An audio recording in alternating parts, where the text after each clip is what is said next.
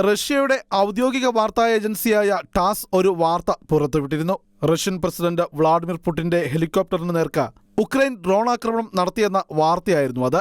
ഈ വാർത്ത ഇപ്പോൾ റഷ്യൻ സർക്കാരും സ്ഥിരീകരിച്ചിരിക്കുകയാണ്. റഷ്യ ഉക്രൈൻ അതിർത്തി പ്രദേശമായ കുർസ്ക് മേഖല സന്ദർശിക്കുന്നതിനിടെയാണ് ഈ സംഭവം അരങ്ങേറിയത്. പുടിന്റെ ഹെലികോപ്റ്റർ ഉക്രൈൻ ഡ്രോണുകളുടെ വലിയ തോതിലുള്ള ആക്രമണത്തെ അതിജീവിച്ചതായി റഷ്യൻ വ്യോമ പ്രതിരോധ മേധാവി കമാൻഡർ യൂറി ഡാഷ്കി വെളിപ്പെടുത്തുകയും ചെയ്തു.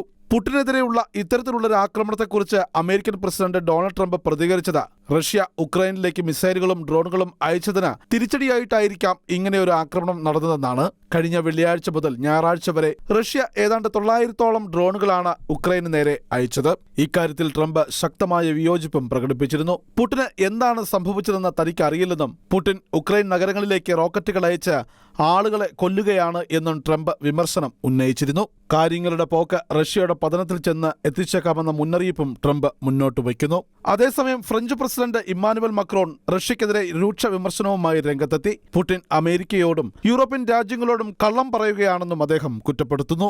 റഷ്യയ്ക്ക് നേരെ നാറ്റോ രാജ്യങ്ങൾ മിസൈൽ ആക്രമണം നടത്തണമെന്ന് ജർമ്മനി ആവശ്യപ്പെട്ടു. ഉക്രൈന് ആയുധങ്ങൾ നൽകുന്നതിൽ ജർമ്മനിയും മറ്റ് സഖ്യശക്തികളും ഏർപ്പെടുത്തിയിരിക്കുന്ന നിയന്ത്രണം പിൻവലിച്ചതായി ജർമ്മൻ ചാൻസലർ ഫ്രെഡറിക് മെർസ് വ്യക്തമാക്കി. റഷ്യയുടെ സൈനിക കേന്ദ്രങ്ങൾ ആക്രമിക്കാൻ ഉക്രൈൻ ഇതിലൂടെ സാധിക്കുമെന്നും മെർസ് വ്യക്തമാക്കുന്നു. റഷ്യയ്ക്ക് മേൽ കൂടുതൽ ഉപരോധം ഏർപ്പെടുത്തണമെന്ന പല റിപ്പബ്ലിക്കൻ സെനറ്റർമാരും ട്രംപിനോട് ഇതിനോടകം ആവശ്യപ്പെട്ടിട്ടുണ്ട്. അതേസമയം ഉക്രൈൻ റഷ്യ വെടിനിർത്തൽ ആവശ്യപ്പെട്ടുകൊണ്ട് മധ്യസ്ഥ ശ്രമവുമായി വത്തിക്കാൻ രംഗത്ത് വന്നിരുന്നു. വത്തിക്കാന്റെ നിർദ്ദേശം തള്ളിയ റഷ്യയുടെ നിലപാടിനെതിരെ ആഗോളതലത്തിൽ വലിയ പ്രതിഷേധമാണ് ഉയരുന്നത്. International desk, Shekinah news.